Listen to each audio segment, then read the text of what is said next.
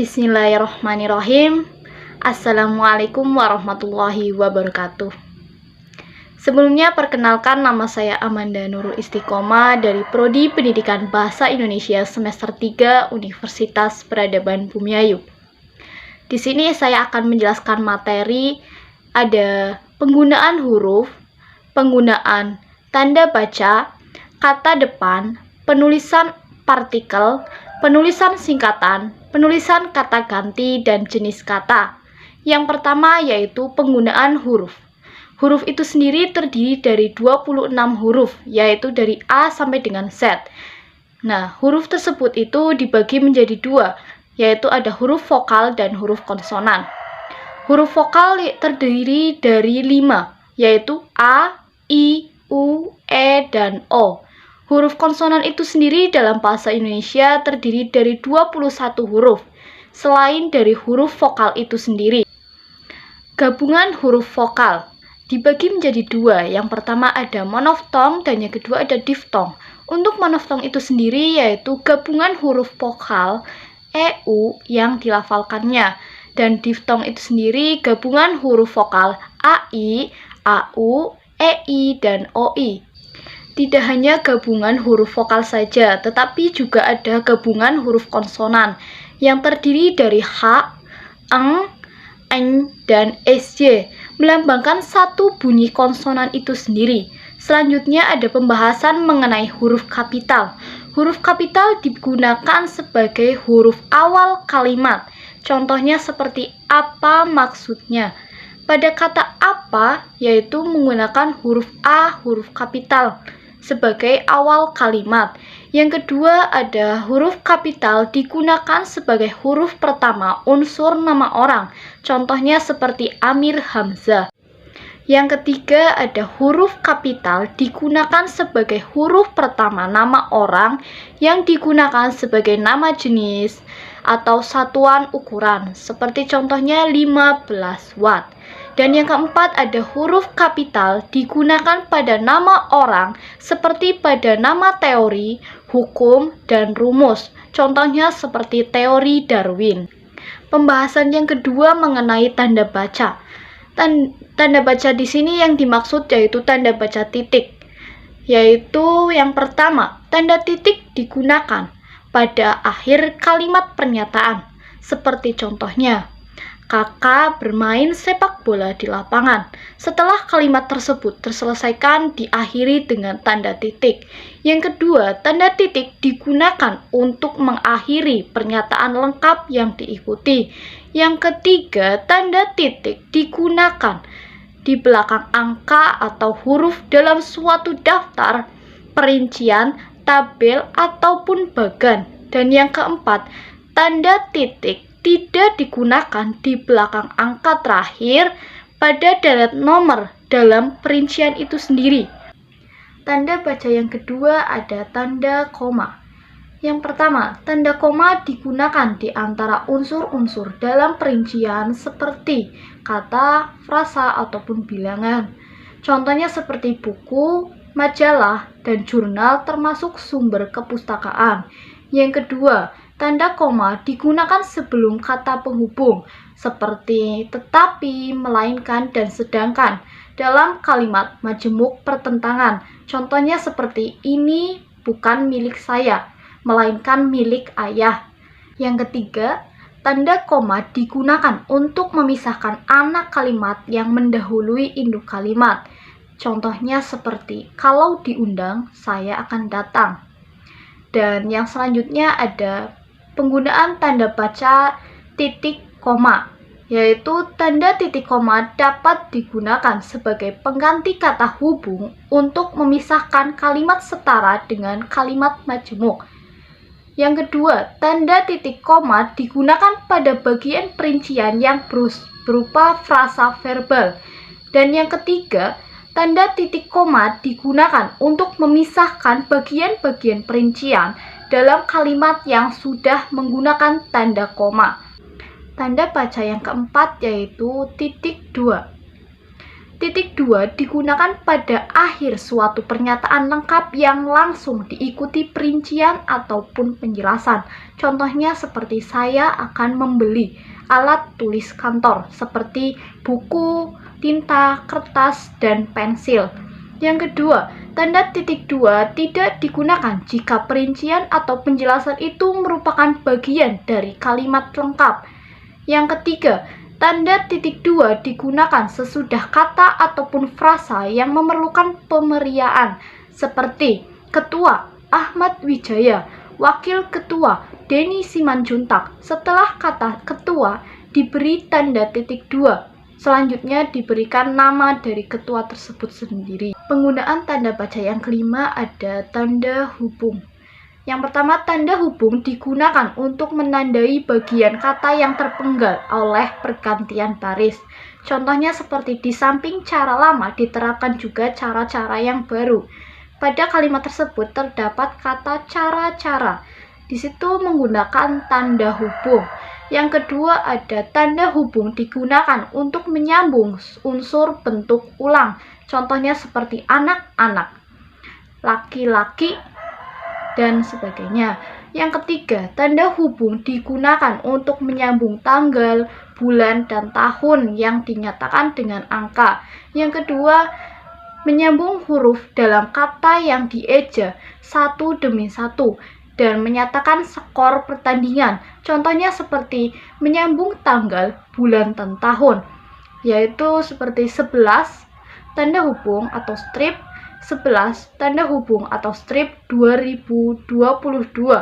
Apabila contoh seperti menyatakan skor pertandingan, yaitu seperti 2 strip atau tanda hubung 1 atau biasa disebut 21.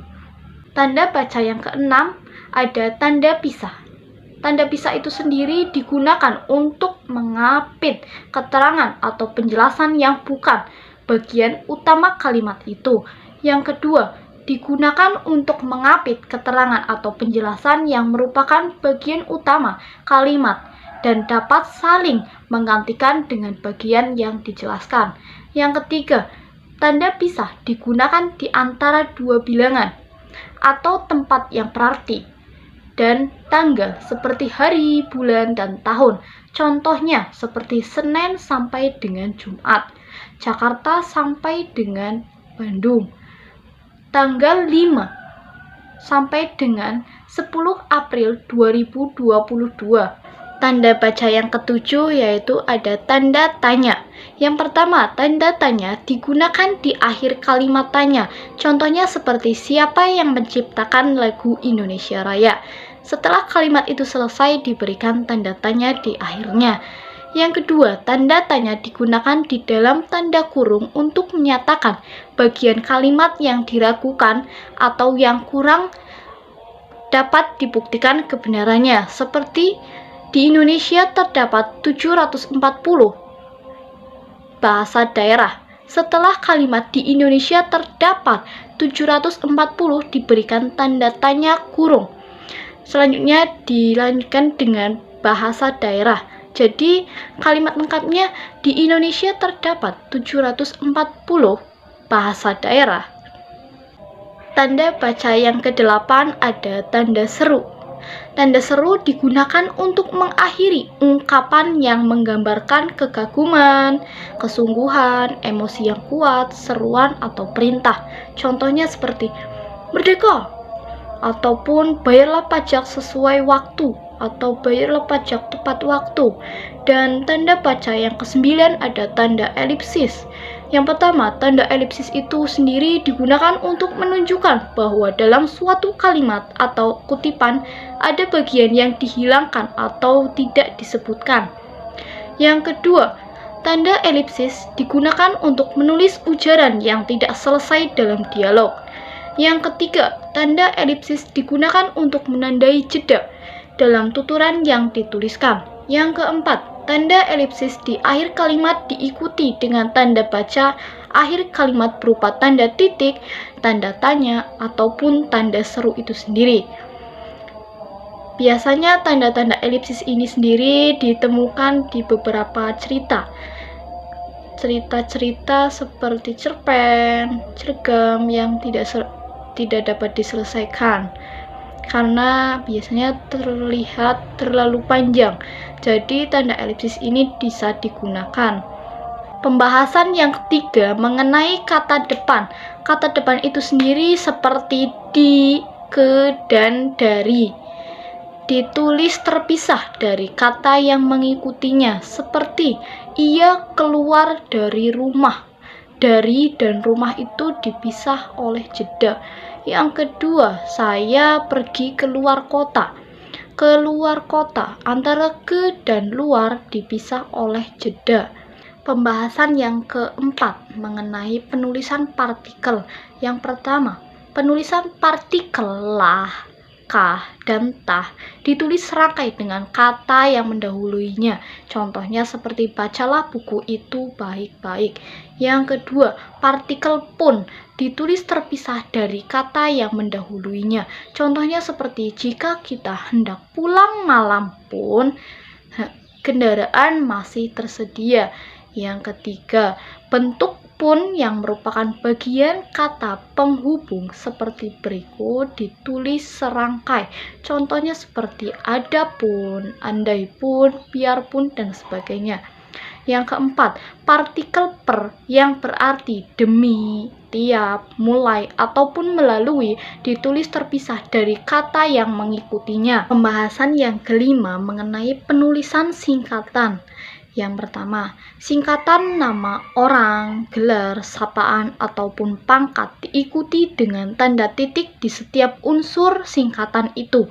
Contohnya seperti AH Nasution, A titik H titik Nasution, yang berarti Abdul Haris Nasution. Yang kedua, singkatan nama orang dalam bentuk inisial ditulis tanpa tanda titik. Seperti contohnya ada Sapardi Djoko Damono. Yang ketiga, singkatan termasuk akronim yang terdiri atas huruf awal setiap kata ditulis dengan huruf kapital tanpa tanda titik. Contohnya seperti KTP, yaitu kartu tanda penduduk. Yang keempat, singkatan terdiri atas lebih dari 2 huruf yang lazim digunakan untuk dokumen atau surat menyurat diikuti dengan tanda titik. Contohnya seperti DKK, titik, dan kawan-kawan. Pembahasan yang keenam mengenai penulisan kata ganti. Kata ganti itu sendiri yaitu terdapat kata ganti ku, kau, ku, mu, dan nya. Yang pertama, kata ganti ku dan kau ditulis serangkai dengan kata yang mengikutinya. Sedangkan ku, mu, dan nya ditulis serangkai dengan kata yang mendahuluinya. Contohnya seperti majalah itu boleh ku baca. Yang kedua, kata ganti kau yang bukan bentuk terikat ditulis terpisah dengan kata yang lain. Contoh seperti kau masih muda, Bung. Terus yang kedua ada sebaiknya kau mengurus adikmu saja. Pembahasan yang ketujuh ataupun yang terakhir mengenai jenis kata. Jenis kata itu tersendiri terdiri dari kata bilangan, kata benda, kata ganti, kata keterangan, kata sifat, kata penghubung, dan lain sebagainya. Yang pertama mengenai nomina ataupun kata benda. Nomina adalah nama dari semua benda dan segala sesuatu yang dibendakan. Dan menurut wujudnya dapat dibedakan menjadi 2. Yang pertama itu kata benda konkret dan kata benda abstrak. Yang kedua, ada verba atau kata kerja. Verba ataupun kata kerja merupakan kata-kata yang menyatakan suatu perbuatan ataupun tindakan, proses, gerak, keadaan, atau terjadinya sesuatu. Berdasarkan fungsinya dalam kalimat, yaitu sebagai predikat. Kata kerja itu sendiri dapat dibedakan menjadi 2, yaitu kata kerja penuh dan kata kerja bantu. Yang ketiga ada kata sifat atau adjektiva. Kata-kata yang dapat diikuti dengan kata keterangan sekali serta dapat dibentuk menjadi kata ulang yang berimbuhan gabung. Yang keempat yaitu kata keterangan atau adverbia.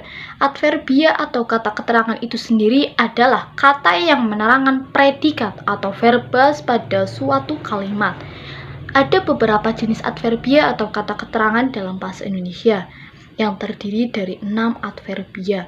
Yang pertama ada adverbia kuantitatif, limitatif, frekuentif, kewaktuan, kontrastif, dan keniscayaan. Dan yang kelima ada pronomina atau kata ganti.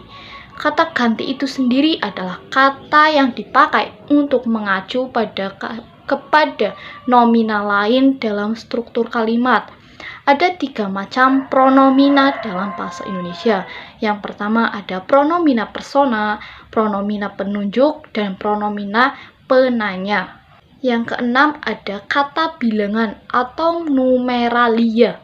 Kata bilangan adalah kata yang dipakai untuk menghitung banyaknya sesuatu, hal yang konkret seperti orang, binatang, ataupun barang, dan konsep.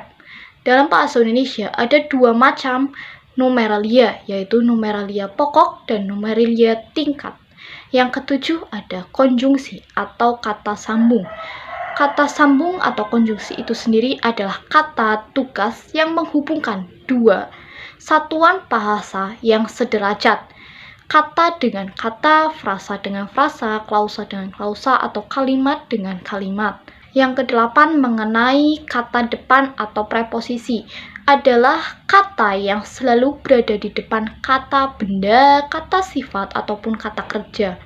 Kata depan menunjukkan berbagai hubungan antara kata sebelum dan sesudah preposisi itu sendiri. Yang kesembilan ada artikula atau kata sandang. Kata sandang atau artikula adalah kata tugas yang membatasi makna nomina.